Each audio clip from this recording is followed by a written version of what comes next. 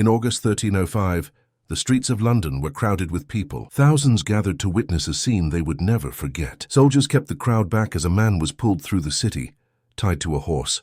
His name was William Wallace. To King Edward of England, Wallace was a traitor. To Scotland, he was a hero. What followed was not a simple execution. It was a public display of power and cruelty, designed to strip Wallace of dignity and send a message that rebellion would be crushed. William Wallace was born around 1270 in Scotland, to a family of minor landowners, not rich or powerful but courageous and skilled. When Edward the Fine invaded in 1296, many Scottish nobles surrendered, but Wallace did not.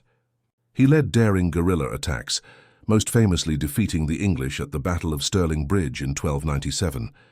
His victory turned him into a symbol of Scottish resistance, a hero fighting for the soul of his nation.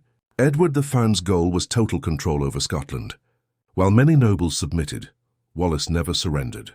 After Stirling Bridge, Wallace was defeated at Falkirk in 1298 but escaped, spending years in France seeking allies. By 1305, betrayed by John de Menteith, he was captured near Glasgow. For Edward, Wallace's capture was not just victory. It was a chance to terrorize Scotland. His death would not be ordinary. It would be spectacle. At Westminster Hall, Wallace stood accused of treason, but he had never sworn loyalty to Edward. How could he betray him? The trial was no search for truth. It was theatre. Nobles gathered to witness humiliation, not justice. Wallace was silenced, his fate predetermined. The sentence to be hanged, drawn, and quartered. Words that hid a horror far worse than most could imagine. Tied to a horse, Wallace was dragged through the streets of London. Beaten and bloodied, he was paraded past jeering crowds. This was humiliation before execution. The procession was a statement of Edward's power, a hero reduced to spectacle. Every cobblestone echoed the king's warning.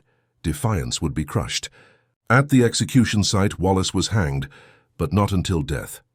The rope lifted him just enough to choke and suffocate. Before life faded, he was cut down, barely conscious.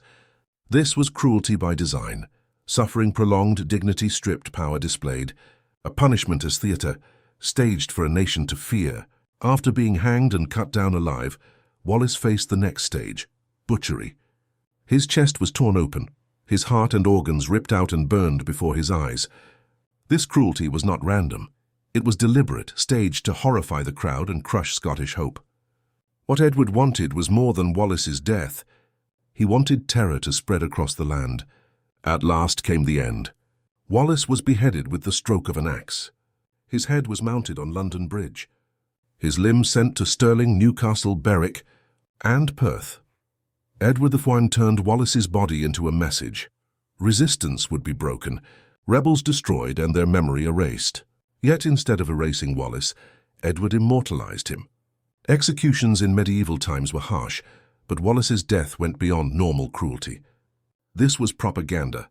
Violence turned into theatre. Edward wanted to crush rebellion by showing the price of defiance. Yet his plan backfired. The brutality spread Wallace's legend further.